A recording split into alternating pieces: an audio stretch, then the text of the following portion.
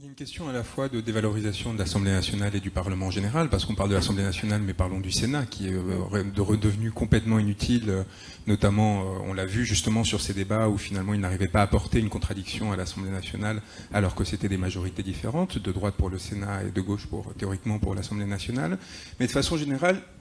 je pense que ce quinquennat,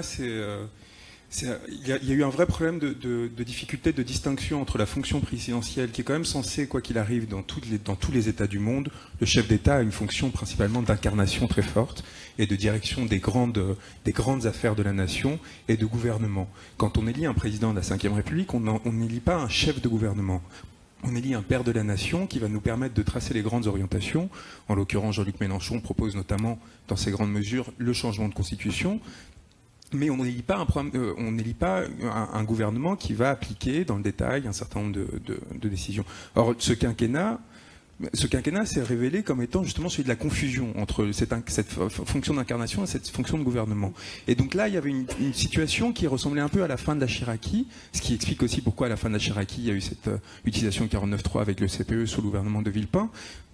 En l'occurrence, parce qu'il y avait un affaiblissement de la fonction présidentielle. Là, cette fois, c'était parce qu'au contraire, il y avait une confusion des fonctions du Premier ministre et de la présidence, qui est liée à toute une série de facteurs, le quinquennat, etc., voilà, qui font qu'on se retrouve avec un cumul de choses qui font que le système se grippe et on est pris en otage d'un système qui ne fonctionne plus et dans lequel les différentes institutions ne jouent pas leur rôle. Et donc ce qui pouvait apparaître comme étant équilibré il y a 20 ans, 30 ans, 40 ans, 50 ans, a atteint une sorte de phase terminale de laquelle il n'arrive pas lui-même à sortir.